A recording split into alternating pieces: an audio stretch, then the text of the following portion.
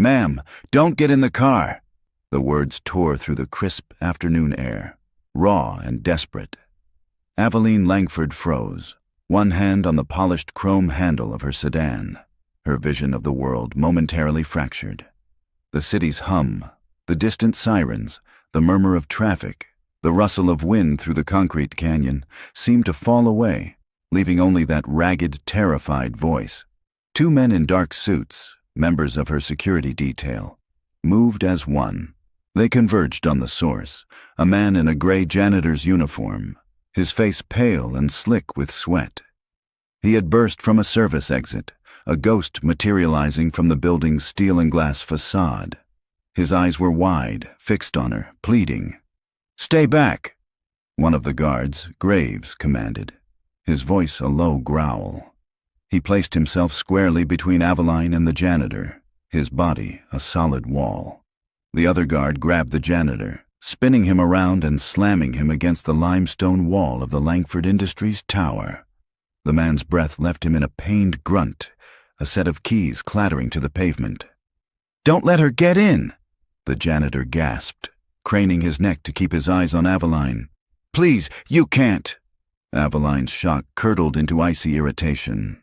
She was already 12 minutes behind schedule for a meeting that could not be rescheduled, a meeting whose secrecy was absolute. This was an unacceptable breach, a dereliction. "Graves, what is the meaning of this?" she demanded, her voice sharp enough to cut glass. She pulled her hand back from the car door as if it were scorched. "Who is this man?" "Liam Byrne, ma'am," Graves said, his eyes scanning the street, the surrounding rooftops, every parked car. His hand drifted to the inside of his jacket. "He's on the night crew, maintenance." "He's insane," the other guard grunted, wrenching Liam's arms behind his back. "No!" Liam's voice cracked. "Listen to me, just for a second. The car, it's not safe." The word hung in the air. Safe. In Aveline Langford's world, it was a word processed through a dozen filters of risk assessment and corporate espionage, but shouted by a frantic janitor on a city sidewalk, it meant only one thing. Graves's eyes narrowed. He looked at the sleek black sedan, then back at Liam's terrified face. Protocol took over, cold and swift. "Ma'am, step away from the vehicle, now." His tone was no longer a suggestion. He gestured to the other guard. "Lock it down. Get the police. Get the bomb squad. Full perimeter." Aveline's jaw tightened. "A bomb? Graves, this is absurd. The man is clearly unwell." "Maybe, ma'am," Graves said, gently but firmly guiding her back toward the building's marble entrance. "But we don't get paid to take chances on maybe." Within minutes, the street was a swirling chaos of red and blue lights. Police cruisers sealed off both ends of the block, their tires squealing as they formed a barricade. A crowd of onlookers gathered, phones held high. Aveline stood just inside the lobby, watching the scene unfold through the plate glass, her perfectly structured afternoon now a heap of smoking ruins. Her driver had been ordered out of the car and stood pale-faced behind a police line. Liam Byrne was on his knees on the sidewalk, hands cuffed behind his back, two officers standing over him. He wasn't struggling anymore. He just stared at the black sedan, which now sat alone in the middle of the cordoned-off street like a tomb. He had stopped her. That was all that mattered. But as the first member of the bomb squad appeared in heavy protective gear, a cold dread washed over him. He hadn't thought this far. He hadn't thought about anything beyond the single blinding imperative to stop that car door from closing. He thought of his daughter, Maya. He could picture her perfectly, sitting by the window of their small apartment, her sketchbook open on her lap. He saw the slight tremor in her hand as she drew, a subtle, cruel symptom of the disease that was stealing her from him, cell by cell. He remembered the last doctor's visit, the hushed, pitying tone. "The progression is faster than we anticipated, Mr. Byrne. We're running out of options." That was a lie. There was an option, a new one, a cure, they were calling it, a miracle out of Shaw Industries. He'd seen the name on the shredded papers he'd painstakingly taped together in the dim light of a custodial closet, his hands shaking. He'd seen the name of the trial, the name of the lead researcher, and the name of the primary test subject. And his blood had run cold. A low, metallic groan snapped him back to the present. A bomb disposal robot was rolling toward the sedan. It extended a mechanical arm, its camera eyes swiveling to examine the undercarriage. Aveline watched, her arms crossed, a knot of fury tightening in her stomach. The meeting was at a private airfield. The flight was in less than an hour. She was supposed to be there to witness the culmination of 2 years of secret, off-the-books funding, the moment she would finally see her brother again. She looked over at the janitor. His head was bowed, his shoulders slumped in defeat. He didn't look like a terrorist. He looked like a man drowning. An hour later, the verdict came. The car was clean. Every panel, every wire, every inch of the chassis had been swept. There was no bomb. There was no threat. There was nothing. The police tape came down. The crowds dispersed. The bomb squad packed up their gear. The only things left were the lingering echo of sirens and Aveline Langford's cold, unadulterated rage. The 2 officers pulled Liam to his feet. "You're looking at a felony, pal," one of them said. "Making a false report, inciting panic. The DA is going to have a field day with you." They were about to lead him to a cruiser when Aveline stepped out of the lobby. Her heels clicked on the pavement with the sharp, deliberate rhythm of a ticking clock. Graves moved to her side. "Ma'am, we'll handle this." "No," she said, her voice dangerously quiet. She stopped directly in front of Liam, her gaze so intense it felt like a physical weight. The officers paused, waiting. She looked at this man, this nobody, this ghost from the night shift, who had just cost her something immeasurably important. She didn't see a madman. She saw a terror that was too specific, too real, and she needed to know why. She dismissed the officers with a flick of her eyes. They stepped back, but remained close. "You have 5 seconds, Aveline said, her voice barely a whisper but carrying the full force of her power. "You will tell me why you just destroyed my day. And if I don't believe you, I will personally see to it that I destroy the rest of your life." Liam's heart hammered against his ribs, each beat a drumbeat of panic. Her eyes, the color of a winter storm, bored into him. This was it. The moment where his life either ended or took a turn so sharp, he couldn't imagine the road ahead. He couldn't tell her everything. The shredded papers, the late-night research, the web of lies he'd barely begun to untangle. It would sound like the ravings of a madman. He needed one thing, one key to unlock the door of her fury and prove this wasn't random. His throat was sandpaper. He swallowed, the sound loud in the sudden silence. "Neurosynaptic decay syndrome," he breathed, the words clumsy, foreign in his own mouth. For the first time since he'd met her gaze, Aveline Langford flinched. It was imperceptible to anyone else. A slight widening of her eyes, a fractional tightening of her lips. But to Liam, who had staked his entire world on this one moment, it was like a canyon opening at his feet. He had hit the target. Her composure, a fortress built over a lifetime, resealed itself in an instant.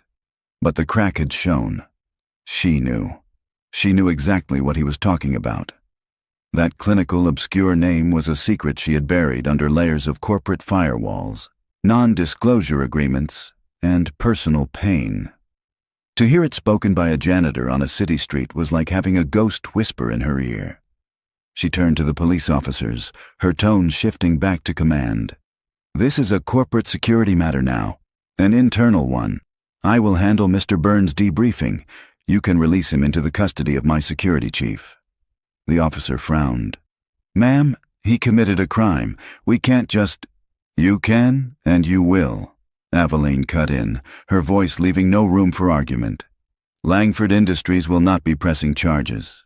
We will, however, provide the city with a generous donation to the Police Benevolent Fund to compensate for the resources expended this afternoon. Send the paperwork to my legal department." It wasn't a request. It was a transaction. The officer exchanged a look with his partner, then nodded. The cuffs were unlocked. Liam rubbed his wrists, the raw red marks a testament to how close he'd come to the edge. "Graves," Aveline said without looking at him. "Take Mr. Byrne to the 50th floor conference room. He is not to speak to anyone. He is not to leave. Wait with him until I arrive." "Yes, ma'am." Graves' hand rested lightly on Liam's elbow. The touch wasn't rough, but it was inescapable. As Graves led him back into the gleaming lobby of the tower, Liam felt a new kind of fear. He was no longer a citizen in the hands of the law. He was an asset, a problem, a piece of corporate intelligence in the hands of Aveline Langford. He didn't know which was worse. The 50th floor conference room was a glass box in the sky. Windows on 3 sides offered a god's eye view of the city, a sprawling map of lights and shadows. The table was a single massive slab of obsidian black marble, polished to a mirror finish. Liam felt like a bug under a microscope. Graves stood by the door, silent and motionless as a statue. An hour passed, then another. Liam's mind raced. He thought of Maya, alone in their apartment, probably watching cartoons, blissfully unaware of the hurricane her father had walked into. He had to call her. He had to let her know he'd be late. He looked at Graves. Can I use my phone?" he asked. "My daughter." "No," Graves said flatly. The door finally opened. Aveline Langford swept in, her personal assistant trailing her with a tablet. She dismissed the assistant with a nod. The door clicked shut, leaving the 3 of them in the sterile silence of the room. She didn't sit. She prowled the perimeter of the room, her heels silent on the plush carpet. Liam remained standing, feeling the grime of his uniform, the sweat on his brow, the chasm between their 2 worlds. "Neurosynaptic decay syndrome," she began, her voice calm, controlled. "It's exceptionally rare, fewer than 2,000 diagnosed cases worldwide. Tell me, Mr. Byrne, how a man who mops floors for a living became an expert in boutique neurology." Liam's hands trembled. He clasped them behind his back. "My daughter, Maya. She was diagnosed 6 months ago." The words landed in the room and stayed there. Aveline stopped her pacing and turned to face him fully. He could see the conflict in her eyes. The CEO assessing a threat, the woman hearing an echo of her own private hell. "She's 7, Liam continued, his voice thick with an emotion he could no longer suppress. She loves to draw. Her hands have started to shake. The doctors said it's progressing. They said there's nothing they can do." He saw a flicker of something in her expression, not pity, but a shared, bleak understanding. He had to press on. "I know about the trial," he said, his voice dropping. "The one you're funding, the Langford Initiative. I know you think you found a cure." Aveline's face went blank, her expression unreadable. "The source of your information is of great interest to me. I found things. Papers." He couldn't admit he'd pieced them together from a shredder bin. "Not yet. I saw the name of the lead subject in the final phase. Your brother, Kellen Langford." Her jaw tightened. "You have been busy, Mr. Byrne." "I was desperate," he shot back, a surge of courage rising with his fear. "Wouldn't you be? A cure is being developed in the very building I work in, a cure for the thing that's killing my little girl. I had to know more. And what you know prompted you to cause a citywide panic and make me miss the most important meeting of my life." "Yes." Liam took a step forward. Graves tensed by the door. "Because it's not a cure. It's a lie. The treatment, it doesn't work. It makes it worse. I saw the preliminary data, the mortality rates they buried in the appendices. They're not saving your brother, Ms. Langford. They're using him." Aveline stared at him, her mind racing, processing, analyzing. Was this an elaborate corporate sabotage attempt? Was he a pawn for a rival company? Or was he something far more dangerous? A desperate father who had stumbled upon a truth she herself had refused to see. She had poured $1 billion of her personal fortune into this project. She had trusted Dr. Finch. She had believed in the miracle because she had to. She walked to the head of the table and finally sat, gesturing for him to take a chair opposite her. The distance between them felt like miles. "You say you have a daughter," she said, her tone shifting, becoming less of an interrogator and more of a strategist. "I'm going to need her medical records, her full diagnostic history, everything." Liam's blood ran cold. "Why? She has nothing to do with this." "She has everything to do with this," Aveline corrected him, her eyes locking onto his. "You've made an extraordinary claim, Mr. Byrne, a dangerous one. I need to know if the foundation of your story is built on rock or on sand." She leaned forward, her voice dropping to a low, intense murmur. "You are not leaving this building. My people will be looking into every aspect of your life, starting with your daughter. If you are telling me the truth, we have a mutual interest." "But if you are lying," she paused, letting the weight of her words fill the room, "then you have made an enemy you cannot possibly comprehend." The silence in the glass cage was absolute. Liam sat at the obsidian table, his reflection a tired, distorted stranger staring back at him. He was a prisoner, not in a jail cell with bars, but in a sky-high monument to a world he didn't belong in, his fate hanging on the whims of a woman who could erase him with a single phone call. Every minute that ticked by was a minute he wasn't with Maya. Was she home from school yet? Had Mrs. Henderson next door given her the afternoon snack he'd left? Did she notice he hadn't called? The thought was a physical pain, sharper than the ache in his wrists. In her penthouse office 5 floors above, Aveline Langford moved with cold purpose. The janitor's desperate, ragged confession had bypassed her corporate defenses and struck something deeper, something she hadn't allowed herself to feel in years: doubt. "I want everything on Liam Byrne," she told Graves over the intercom, her voice devoid of emotion. "Employment history, credit score, social media, known associates. I want to know what he eats for breakfast, and I want his daughter's medical file, not a summary, the entire chart. Have our legal team make the request directly to the pediatric neurology department at St. Jude's. Use my name. I want it in 1 hour. And Mr. Byrne," Graves's voice crackled back, "he stays where he is. No calls, no contact. He is a black box. I need to know what's inside before I decide to open it." The machine of Langford Industries, once aimed at Liam, now focused on his life story, it was brutally efficient. Within 45 minutes, a series of encrypted files arrived on Aveline's tablet. She bypassed the financial data and went straight to the medical report. Patient, Maya Byrne. Age 7. Diagnosis, neurosynaptic decay syndrome, stage 2. Aveline's breath caught. She read through the neurologist's notes, the clinical language a stark, sterile description of a nightmare she knew all too well. Patient presence with increased distal tremors, observable decline in fine motor skills. Prognosis is aggressive. It was a mirror of the reports she received weekly about her brother Kellen. The foundation of Liam Byrne's story wasn't sand. It was bedrock. He wasn't lying. The knowledge didn't bring relief, only a colder, more profound sense of dread.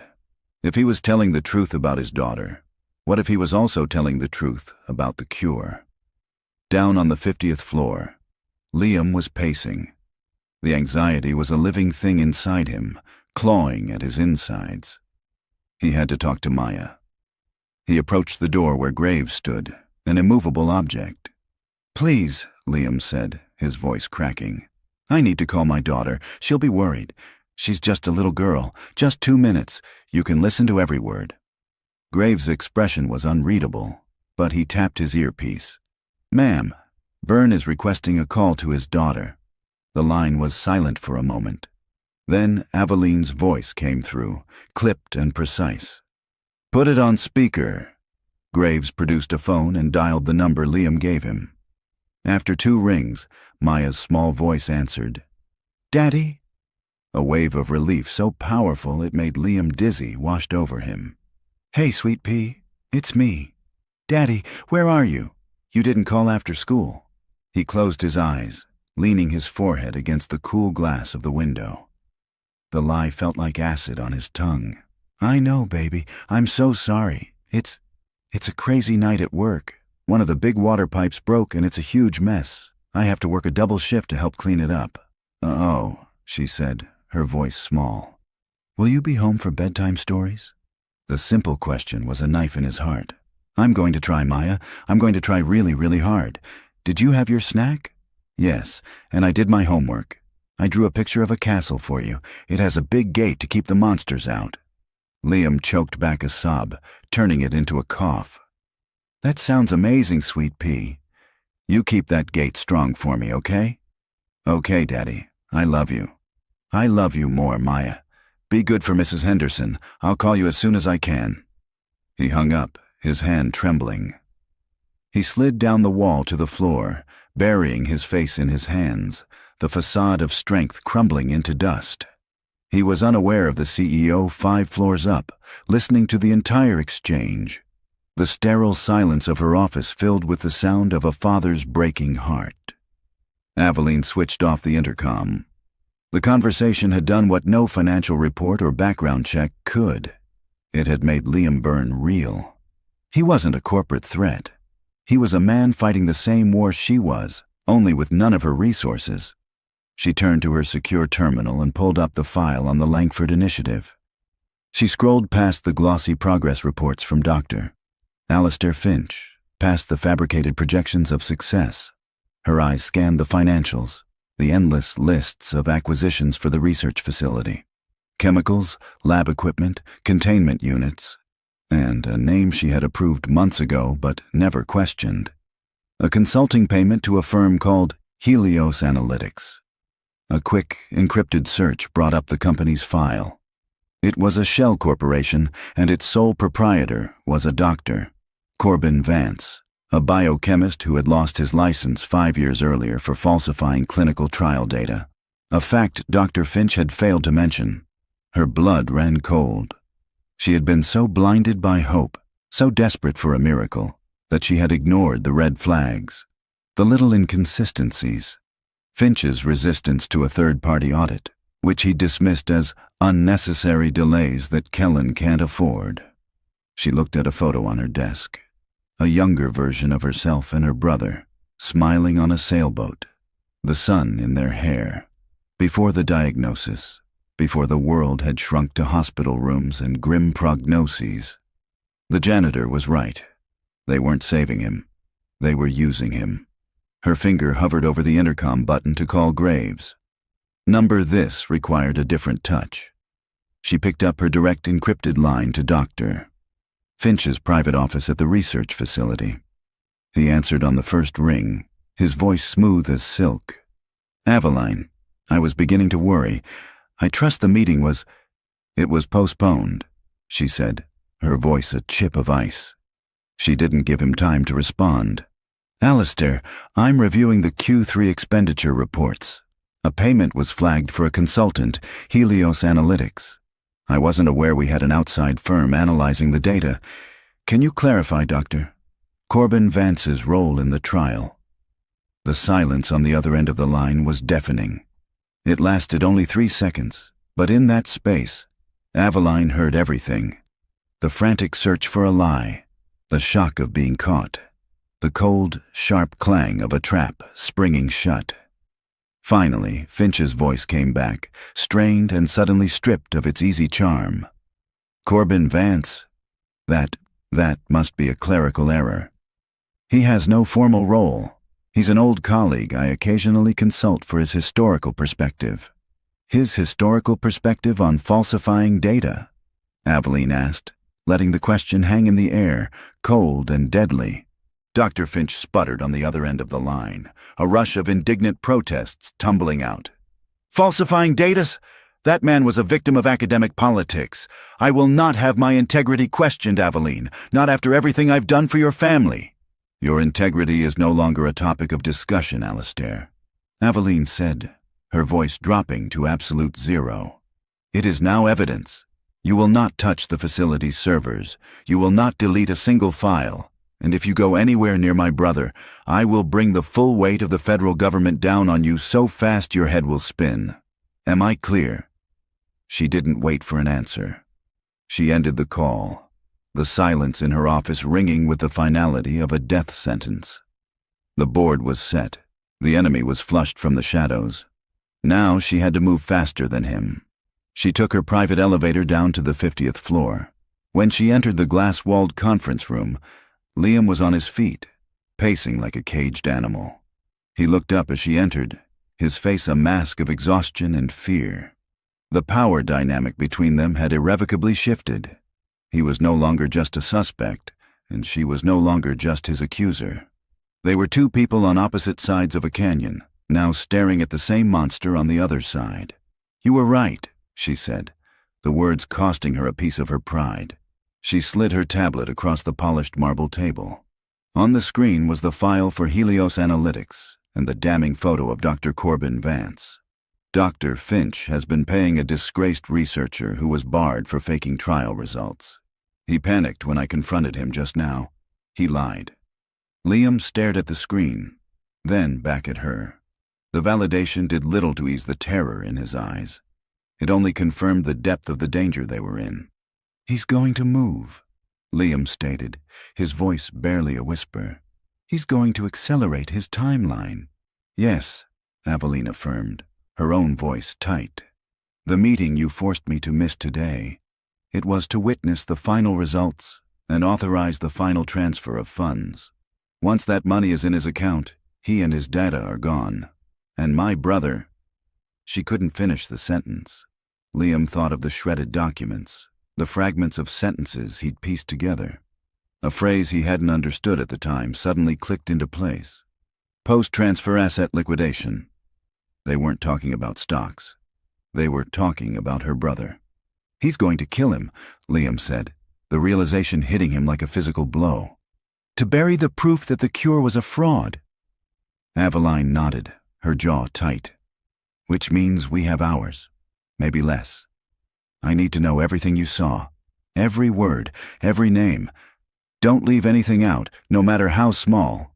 For the first time, Liam felt a surge of agency. He wasn't powerless anymore. He was the only other person who knew a piece of the truth. "First, you have to promise me something." Aveline raised an eyebrow. "My daughter," Liam said, his voice firm, unwavering. "If I help you, if we do this, you have to promise me you will protect her, no matter what happens." Aveline studied his face, seeing the unshakable resolve of a father, a resolve she was just beginning to understand in herself. "Your daughter's safety is non-negotiable," she said, her tone softening for the first time.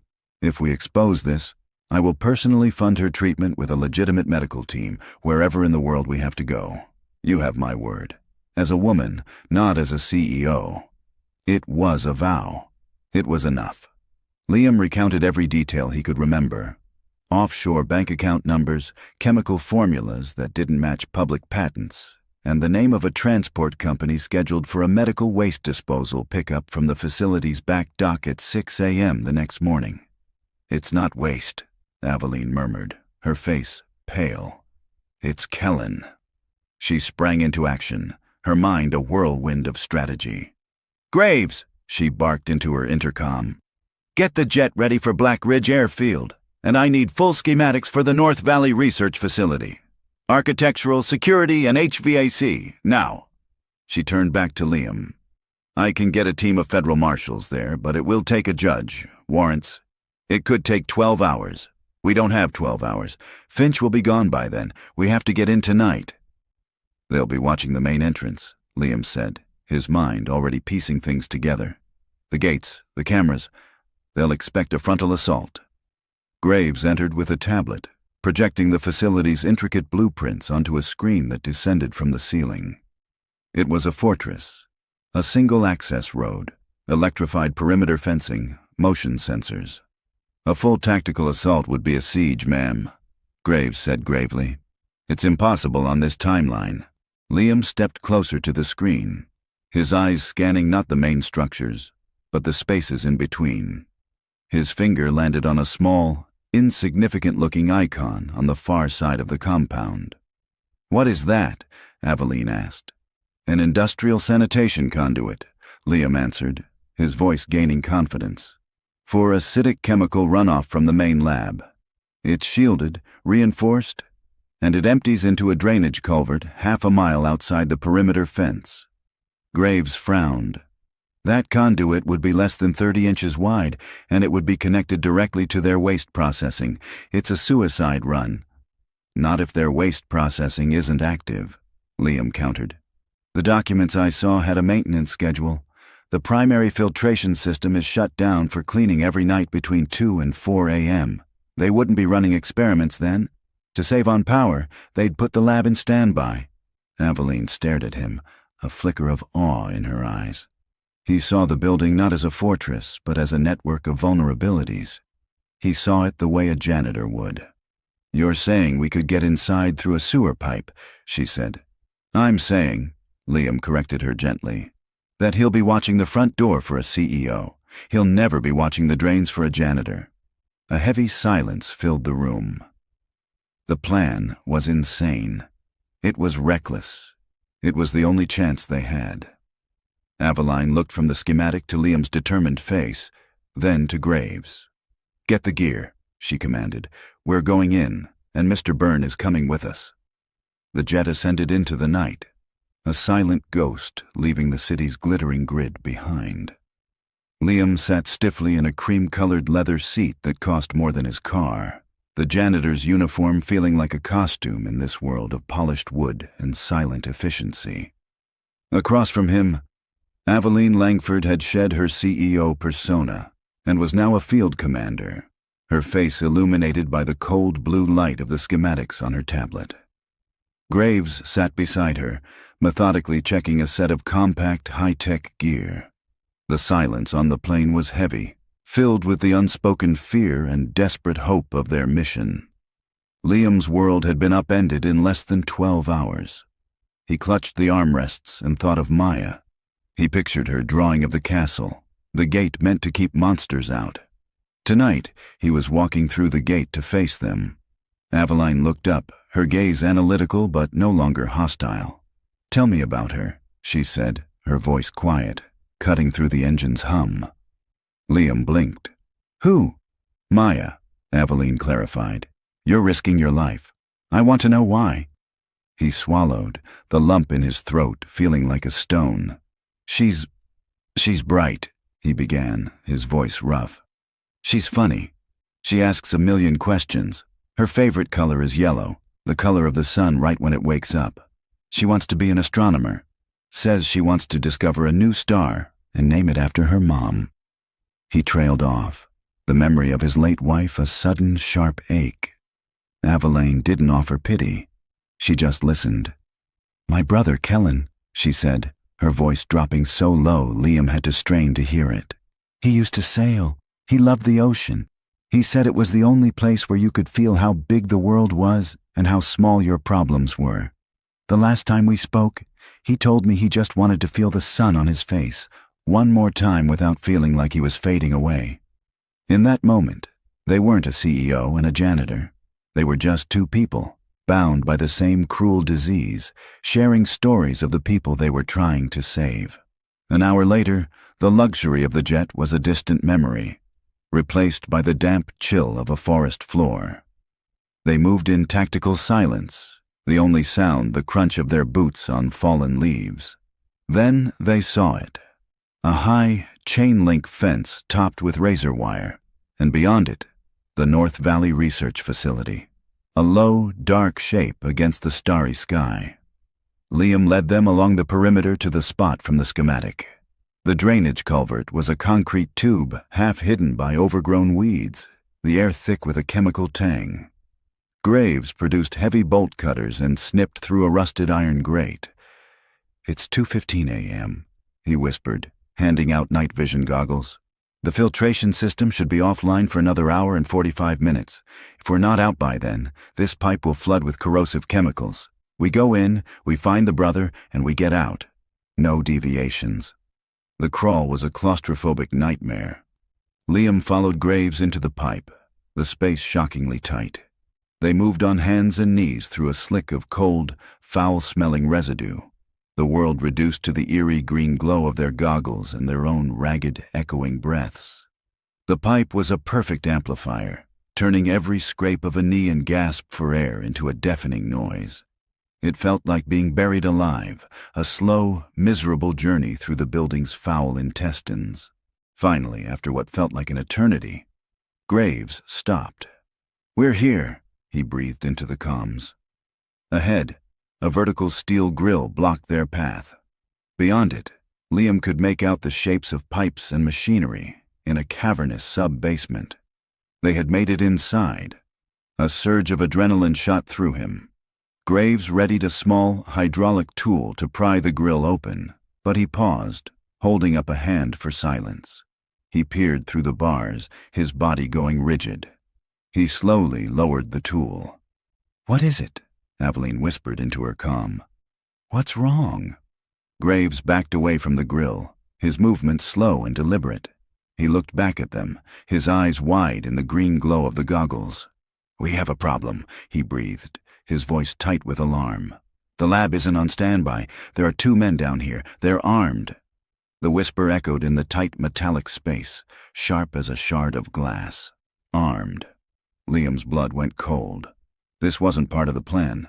The entire mission was predicated on a sleeping building, a skeleton crew. Instead, they'd crawled directly into a hornet's nest. Through the grill, he could see them. 2 men, not in security uniforms, but in dark, functional gear. They wore boots that made no sound on the concrete floor and carried compact submachine guns with practiced ease. They weren't guards. They were soldiers. And they were moving with a predatory stillness, their eyes scanning the shadows as they loaded large, sealed biohazard containers onto a heavy-duty pallet near a freight elevator. "They're not patrolling," Graves breathed back. "They're staging, loading out." Liam's eyes locked onto the white containers. His heart seized. He remembered the line item from the shredded documents. Transport and disposal contract. Bio-waste, Class 7. The pickup wasn't scheduled for 6 a.m. It was happening now. "That's it," Liam whispered, his voice tight with dawning horror. "That's the transport. Finch moved up the timeline. As soon as you called, he initiated the protocol." "Asset liquidation," Aveline hissed, the corporate euphemism tasting like ash in her mouth. They were no longer breaking in to find proof. They were trying to stop a murder in progress. The ticking clock wasn't the 4 a.m. sanitation flush anymore. It was the closing doors of that freight elevator. "We can't get through here," Graves stated, the finality in his tone chilling. "They have a clear line of sight. We'd be cut down before we took 2 steps. Panic, cold and sharp, pricked at Liam's mind. They were trapped. He squeezed his eyes shut, forcing himself to see the blueprints he had studied for hours. He wasn't a soldier. He was a janitor. He saw what they didn't. "The shaft," he breathed, his voice urgent. "The lab supply dumbwaiter. On the schematics, it was 20 yards to the left of our position on the north wall. It runs vertically through the whole facility." "It's across open floor," Graves countered. "Create a diversion," Aveline commanded, her mind already calculating. Something loud. Graves calibrated a small electromagnetic device. "I can overload the junction box for the lighting grid in the east corridor. It'll be a flash and a bang. It should draw them both. You'll have 1 shot. Be ready." He aimed the device through the grill. "On my mark. 3, 2, 1. Mark!" A brilliant blue-white flash lit up the far end of the basement, followed an instant later by a percussive crack and the sound of shattering glass. The 2 armed men spun around, weapons raised, shouting to each other as the corridor was plunged into darkness, alarms beginning to blare. "Go! Go now!" Graves yelled, kicking the grill open with a single, powerful stomp. They scrambled out, a chaotic tumble of limbs onto the cold concrete. For a moment, Liam was frozen by the sheer exposure of the open space. Then Aveline grabbed his arm, pulling him forward. "Liam, move!" They ran, their footsteps echoing in the cavernous space. The 20 yards to the north wall felt like a mile. Liam's lungs burned. He could hear the men shouting behind them. He slammed into the wall, hands slapping against the cool steel, searching for the dumbwaiter door. He found the recessed handle and pulled. Locked. A beam of light from one of the men's weapon-mounted flashlights sliced through the darkness, sweeping across the floor toward them. Graves was there in a second, jamming a pry bar into the seam. With a screech of protesting metal, the door popped open. He shoved Liam and Aveline inside the cramped, greasy-smelling box. "Get going," he ordered, squeezing in behind them and pulling the door shut just as the flashlight beam hit the wall where they had been. Plunged into absolute darkness, Liam fumbled for the control panel and slammed the up button. With a violent lurch, the dumbwaiter began its slow, grinding ascent, the chain mechanism screaming out their location. "Medical wing is on the 3rd floor," Liam whispered. "We're almost there." The dumbwaiter shuddered to a halt. Through the thin metal door, they could hear the squeak of rubber wheels on a polished floor and a low, urgent murmur. Graves, slowly, carefully, pulled the door open a fraction of an inch. Through the crack, Liam saw a brightly lit, sterile white hallway.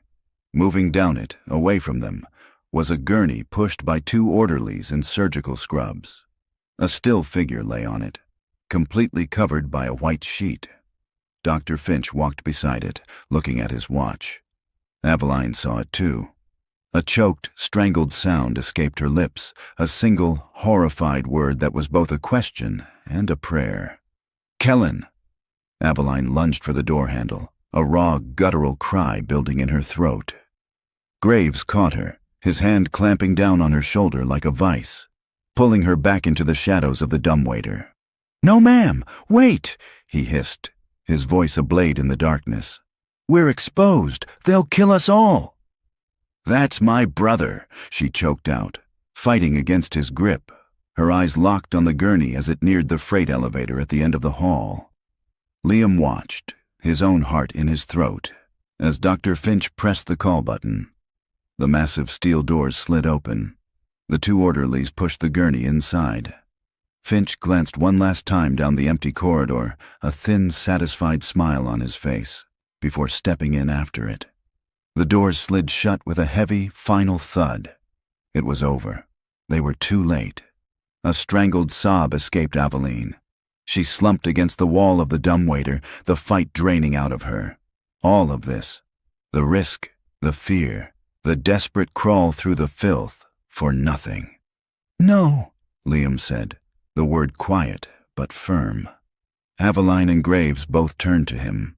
In the dim light filtering through the crack in the door, they could see his eyes were narrowed, his brow furrowed in thought. "What do you mean, no?" Graves demanded. "It's a decoy," Liam said, the pieces clicking together in his mind. "It has to be. He was spooked after your call. He'd expect you might try something. Why move your most valuable asset through the main, monitored hallway? Why the sheet? Why not a secured body bag if it's supposed to be waste? He's creating a ghost signal, a false trail on the security logs for anyone who comes looking later." Aveline looked up, a flicker of desperate hope igniting in her eyes.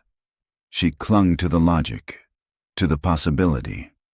"He wants it to look like my brother left through that elevator, but he's not in there. He's still here, somewhere else." Galvanized by the new possibility, she pulled out her tablet, its screen bathing the small space in a bright glow. She pulled up the 3rd-floor schematic. He'd need a place that's secure, isolated, and off the main camera grid, somewhere with a different way out. Her finger traced over the neat boxes of labs and patient rooms. Liam leaned closer. Not a new room, an old one, somewhere forgotten. His finger landed on a large grayed-out section at the far end of the wing, labeled in small, archaic text, Surgical Theater 3, decommissioned. "There, it's an old wing. They wouldn't have bothered upgrading the security systems. It probably has its own service elevator, an old one, that goes straight to a basement loading dock." Aveline zoomed in. He was right. A thin line on the schematic indicated a small, isolated elevator shaft, disconnected from the main building network. "A ghost exit," she whispered. Just then, the freight elevator at the end of the hall chimed, its doors opening again. Finch and the two orderlies stepped out without the gurney. They headed back down the hallway, their job done. "Now," Graves said, his voice low. "Now we move." They slipped out of the dumbwaiter into the sterile white corridor. The air hummed with the quiet thrum of machinery and smelled of antiseptic. Every sound was magnified. They moved like shadows, pressing themselves into a dark alcove as Finch and his team passed the other end of the hall. Liam watched the doctor's calm, purposeful stride and felt a chill. This was a man without a conscience. They reached the corridor leading to the decommissioned wing. It was darker here, the lights spaced farther apart. At the end of it was a set of heavy double doors made of steel, with a small, wired glass window showing only darkness beyond. Next to it was an electronic keypad, its single red light glowing like a malevolent eye. Graves examined the lock. "Magnetic seal, encrypted keypad. I can't bypass this without a plasma cutter or a lot more time than we have." They were stuck. A few feet of steel and a password separated them from Kellen. Aveline pressed her ear to the cold metal of the door. She could hear a faint, rhythmic beeping from inside. A heart monitor. He was in there. He was alive.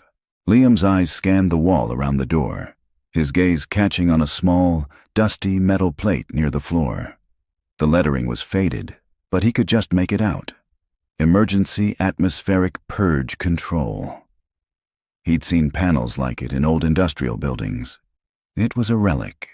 "I can't open the door," he said, a new, daring idea forming in his mind. "But I think I can make them open it for us." He pointed to the panel. "This is a manual override for the room's ventilation. In old surgical theaters, if there was a chemical spill or a gas leak, you could trigger a purge. It would suck all the air out of the room and vent it outside, replacing it with a sterile saline nitrogen mix. The people inside would have about 30 seconds to get out before they suffocated."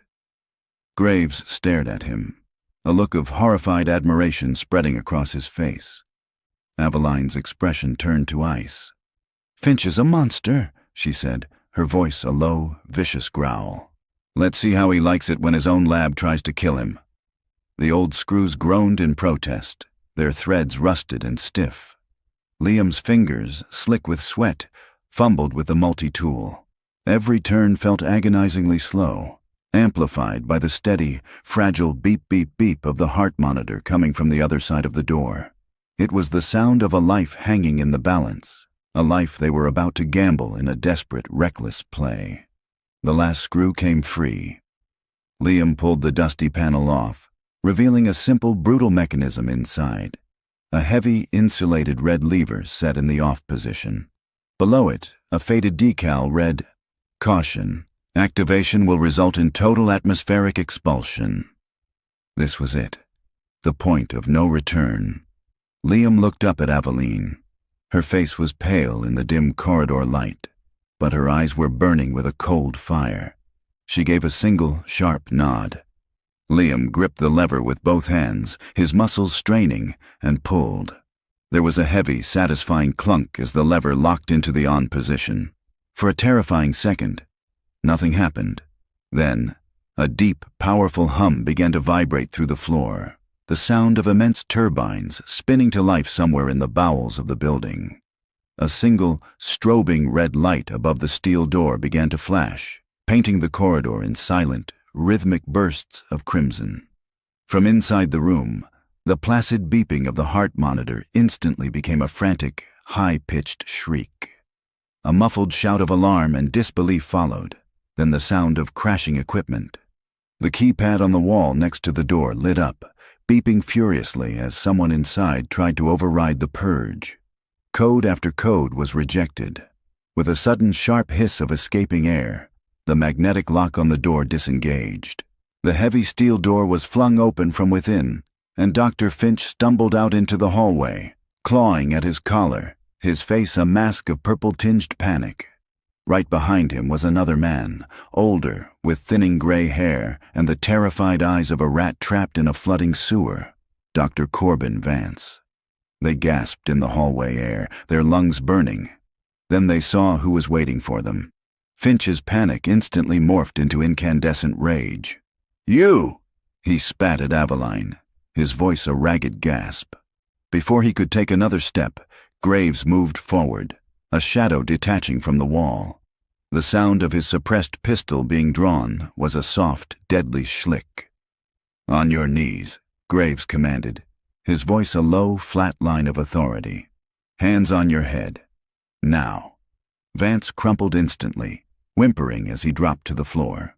Finch hesitated, his eyes blazing with hatred, but the cold, unwavering barrel of the gun aimed at his chest made the decision for him.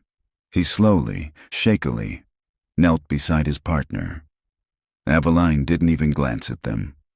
She pushed past, her entire world narrowing to the open doorway. She stepped into the decommissioned surgical theater. The room was a sterile nightmare of stainless steel and dark glass, the air thin and vibrating with the thrum of the purge system. In the center of the room, on an operating bed, lay her brother. Kellen was terrifyingly still, his skin the color of old parchment. A web of tubes and wires connected him to a bank of monitors that screamed with alarms. Aveline rushed to his side, her hand hovering over his, afraid to touch him, to break him. "Kellen," she whispered, her voice breaking. "I'm here." Behind her in the hallway, Finch began to laugh, a high, unhinged sound. "You're too late," he screeched, his voice echoing. "You have no idea what you've just interrupted. That final protocol was delicate. You've killed him." Aveline ignored the ranting. She stared at the machines, at the IV bags dripping fluids into her brother's veins. The heart monitor's alarm was deafening. He was crashing. The purge, the shock to his system. It was too much. Liam stepped into the room behind her. He wasn't a doctor. He didn't understand the complex machinery. But he was a janitor. He understood systems. He saw order, and, more importantly, he saw what was out of place. His eyes scanned the array of 4 lines. Most were standard clear bags with printed pharmaceutical labels. But one was different. It was a smaller, unlabeled bag of dark, amber-colored fluid, its tube a different gauge from the others, connected not to the main IV stand, but tucked away, almost hidden beneath the gurney. It looked like an afterthought. A secret. "That one," Liam said, his voice cutting through the noise. He pointed. "Ms. Langford, that bag, it doesn't belong." Aveline's eyes followed his finger. She saw it. Without a second's hesitation, she reached down and ripped the needle from the port in her brother's arm, tearing the tube free. The amber liquid dripped onto the white linoleum floor like poison. For a moment, the frantic shrieking of the heart monitor continued. Then, miraculously, the rhythm began to slow. The sharp, panicked peaks and valleys on the screen began to soften, settling into a steadier, weaker, but distinctly regular beat. Beep, beep, beep. Aveline stared, her hand pressed to her mouth as tears streamed down her face. Liam had just saved her brother's life. The shared moment of relief was shattered by a new sound. The thud of heavy boots running down the main corridor. Shouts. The armed cleaners from the basement, alerted by the alarms, were coming. Graves glanced from his 2 prisoners to the open doorway, then back to Aveline. His face was a grim mask. "They're here," he said, "and they're not going to knock." The heavy steel door shuddered as something slammed into it from the outside. Then again, a coordinated rhythmic boom that echoed the frantic beating of Liam's own heart. "Barricade it," Graves commanded, shoving Finch and Vance toward the far wall. "Now!" While Graves zip-tied the prisoners' hands with brutal efficiency, Liam and Aveline threw their weight against a heavy, wheeled bank of defunct medical monitors, rolling it in front of the door. The ancient casters screamed in protest. The door buckled again, a small dent appearing in the steel. It wouldn't hold for long. They'll breach it in 2 minutes, maybe less, Graves said, his voice grim. He checked his weapon, the slide clicking home with deadly precision. We need another way out. The service elevator, Aveline said, her eyes already scanning the room, remembering the ghost exit from the blueprints. There, Liam pointed to the back of the theater, behind the main observation gallery. A wall of obsolete, stainless steel autoclaves and sterilizing units stood like silent sentinels. It has to be back there. Another thunderous crash against the door sent a spiderweb of cracks through the small, wired glass window. They could hear muffled shouts, orders being given in the hallway. Aveline, get your brother, Graves ordered. Liam, with me. We clear a path. The next 90 seconds were a blur of frantic, desperate action. Aveline disconnected the essential monitors, her hands surprisingly steady as she transferred Kellen's IV drip and the portable heart monitor to the gurney itself.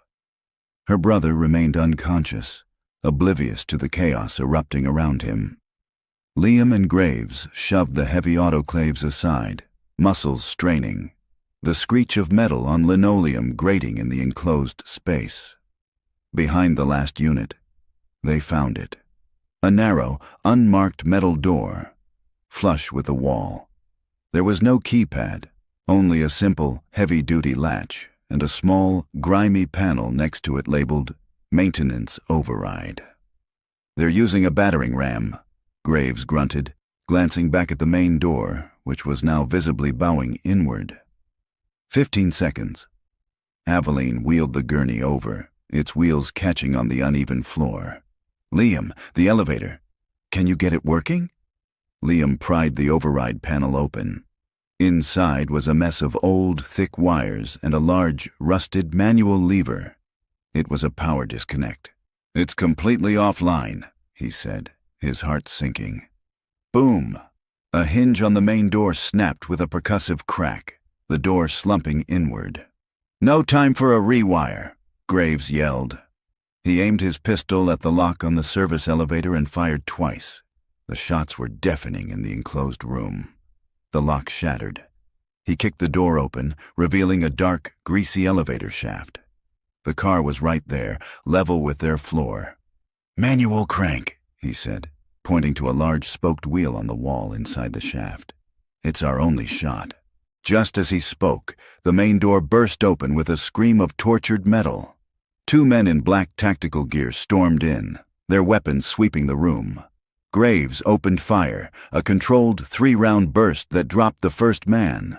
The second dove for cover, returning fire, the air filling with the deafening roar of automatic weapons and the sharp smell of cordite. Get him in the elevator, Graves roared over the gunfire, laying down suppressing fire. Go! Now! Liam and Aveline pushed the gurney into the small, dark elevator car. It barely fit. Vance and Finch, the 2 prisoners, huddled in the back corner, whimpering in terror. Graves, come on! Aveline screamed, her hand outstretched. More armed men were pouring into the room. Graves was backed into a corner, exchanging fire, a single man holding back an army. A bullet sparked off the metal wall near his head. He glanced back at the elevator, his face grim, a silent apology in his eyes. There's no time, he shouted. Get him out of here, ma'am. That's an order. No, Aveline cried, her voice raw. I'm not leaving you. Another volley of bullets ripped through the room, chewing up the wall where they stood. Liam saw the look on Graves' face. It wasn't a choice. It was a sacrifice. For Kellen. For Aveline. Acting on pure instinct, Liam slammed his hand against the elevator's control panel. He found a large, greasy button under a cracked plastic cover that read, Emergency Descent. He mashed it with the heel of his hand. A loud alarm bell began to clang, and with a sickening lurch, the elevator car dropped. The heavy, grill-like doors began to slide shut. Aveline screamed Graves's name, her hand still reaching for him. The last thing they saw before the doors closed was Graves, standing his ground, his gun blazing as the armed cleaners advanced on him, their forms silhouetted by the flashing red emergency light. Then the doors slammed shut, plunging them into a rattling, clanging darkness. The sound of the gunfight abruptly cut off, replaced by the terrifying sound of their free-fall descent into the heart of the building. The elevator didn't just descend, it plummeted.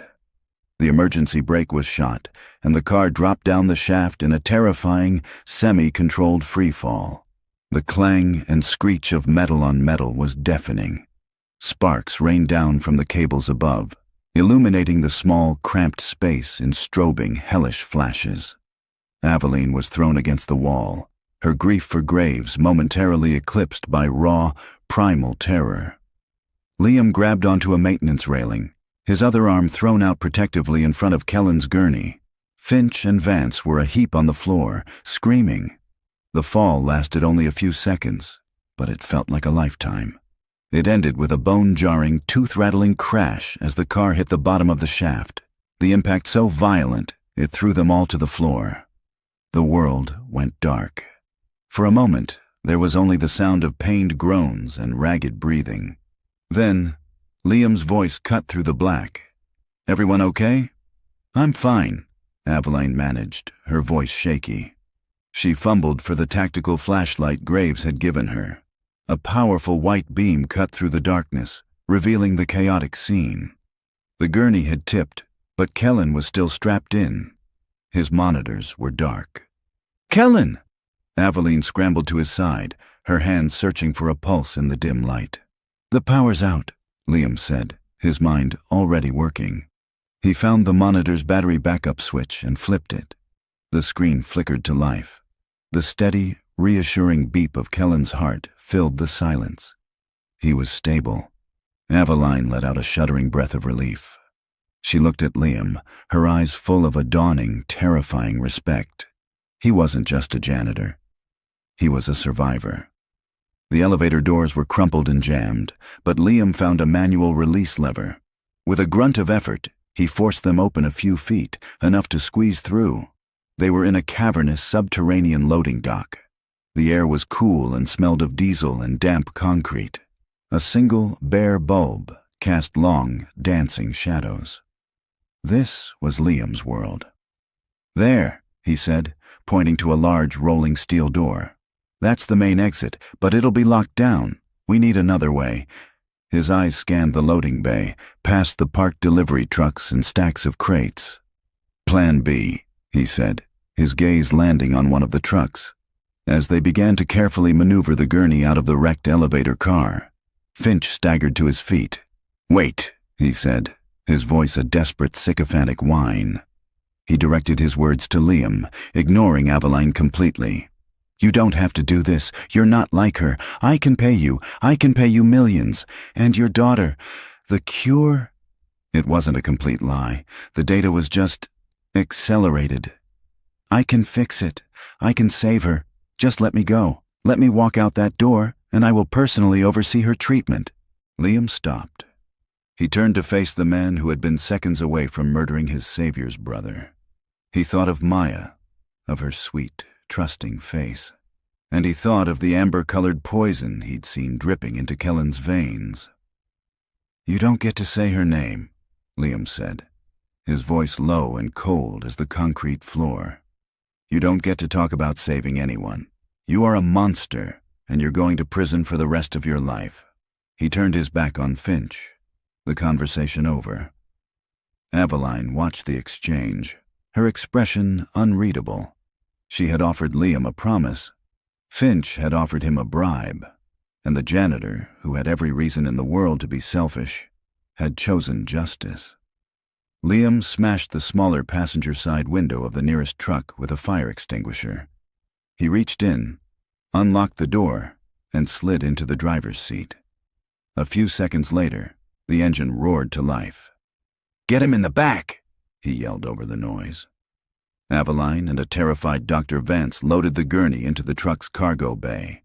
Aveline climbed in beside her brother. Liam slammed the truck into gear and stomped on the accelerator. The heavy vehicle lurched forward, smashing through the rolling steel door with a deafening crash of tearing metal. Alarms blared to life across the compound as they burst out into the pre-dawn chill. A mile down the dark, empty road, he pulled over. Aveline emerged, her face streaked with grime. She took out her satellite phone and dialed a number from memory.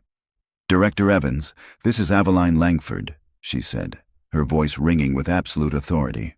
"I am declaring a clear and present threat at the North Valley Research Facility. I have direct evidence of illegal human experimentation, conspiracy to commit murder, and massive financial fraud. The men responsible are armed and extremely dangerous. I need a federal tactical team on site. Now full quarantine and containment protocol. My authority." She ended the call. Soon they heard it. A distant, rhythmic chopping sound, growing steadily louder. On the horizon, a swarm of black, unmarked helicopters descended upon the facility like avenging angels. The cavalry had arrived. Aveline climbed into the passenger seat, her body slumping with exhaustion, her gaze fixed on the flashing lights in the distance. The immediate threat was over, but the cost was settling in. She turned to Liam, her voice quiet and heavy with a grief that was just beginning to surface. "He didn't make it, did he?" she asked, her voice cracking. "Graves." Liam stared at the road ahead, at the path leading them away from the chaos and back toward a world that would never look the same. He had no answer to give her. There was only silence. The world outside the truck was a blur of flashing lights and screaming sirens. Liam drove, his knuckles white on the steering wheel, his mind a numb void. Aveline sat in silence, her gaze fixed on the road but seeing only the image of Graves, framed by the closing elevator doors. A lone soldier against an unstoppable tide. They met the first federal blockade a mile down the road. Within minutes, the chaotic escape transformed into a controlled, clinical operation. Medics swarmed the truck, carefully transferring a stable but still unconscious Kellen to a waiting life flight helicopter. FBI agents took a sputtering, protesting Dr. Finch and a catatonic Dr. Vance into custody. A brisk, professional agent tried to question Aveline, but she cut him off. "I will give my full statement in 1 hour," she said, her voice like steel. "My priority right now is my brother." She looked at Liam. "And him. He stays with me." The first days were a blur of hospital corridors, guarded debriefing rooms, and the constant, quiet hum of medical machinery. The raid on the North Valley facility had been brutally efficient. Finch's entire operation was dismantled. His network of corrupt researchers and hired guns apprehended in a single, decisive stroke. The full, monstrous truth of his fraud was laid bare for the world to see. Aveline sat in a private waiting room, her gaze fixed on the city beyond the window, when Director Evans of the FBI entered. "He's a hero, Ms. Langford," he said without preamble. "My men breached the surgical theater and found him surrounded by 4 unconscious assailants. He was out of ammunition, but he was still standing. He's in critical condition, but the doctors say he's going to make it." Aveline closed her eyes, a single tear tracing a path through the grime on her cheek. Graves. He had survived. That news became the foundation of their new reality. While Kellen began the long, slow journey of recovery, his body purged of Finch's poisons, Aveline waged a different kind of war. She fulfilled her promise to Liam. She took the real, untainted data from Finch's research and established the Langford-Byron Foundation, a multi-billion-dollar initiative to find a legitimate cure, bringing together the world's best and brightest neurologists. Their first 2 patients were Kellen Langford and Maya Byrne. 6 months later, the first real sun of spring was spilling through the branches of a giant oak tree, dappling the lawn in shifting patterns of gold. From the porch of a comfortable, quiet house nestled in a neighborhood far from the noise of the city, Liam watched his daughter chase a soccer ball across the grass. Maya ran. She didn't stumble. Her laughter was bright and effortless, and when she kicked the ball, her movements were sure and steady. Her hands, the hands that used to tremble when she held a crayon, were now strong enough to catch a ball thrown a little too hard by her new best friend. Kellen Langford, leaning against the porch rail, laughed as the ball bounced off his chest. He still walked with a cane, a faint reminder of the storm he had weathered. But his eyes were clear and full of life. "Hey, watch it, superstar," he teased Maya. "You're going to put me back in the hospital?" "Nuh-uh," she giggled, running to retrieve the ball. "You're too strong for that." Liam smiled, a deep, genuine smile that reached his eyes. The experimental gene therapy developed by the Foundation had worked. It had not just halted the disease, it had begun to reverse it. Aveline stepped out onto the porch, carrying 2 glasses of lemonade. She handed one to Liam, their fingers brushing. The gesture was simple, familiar. The chasm between their worlds had closed, replaced by a bridge built of shared trauma and mutual respect. "Look at them," Aveline said softly, her gaze on her brother and Liam's daughter.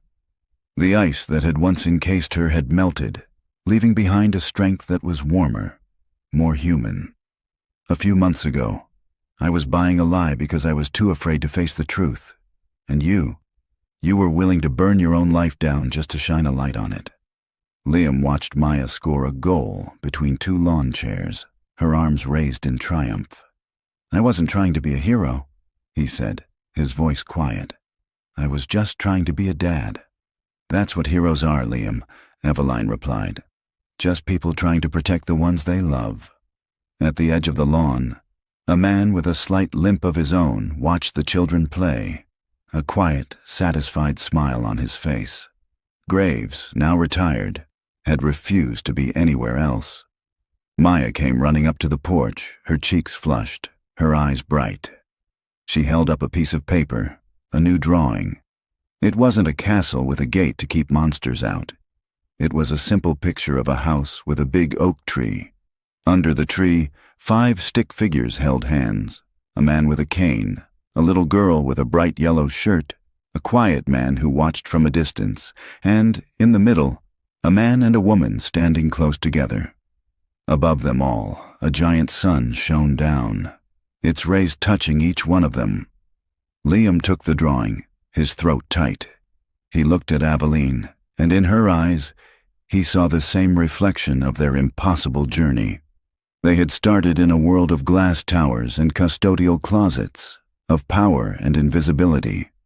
But by walking through the fire together, they had found their way here, to this porch. On this sunny afternoon, they had found their way home. All right, and that's where we leave it for now. Every time I finish one of these, I hope it gives you a bit of an escape, a chance to just drift for a while. It'd be cool to know what you were up to while listening. Winding down for the night? On a long drive? Just drop a line in the comments. I really do read through them all. And hey, if you enjoyed this and want to make sure you catch the next one, doing that whole like and subscribe thing makes a huge difference. It tells YouTube we should keep crossing paths. Thanks for hanging out with me. I'll catch you on the next one.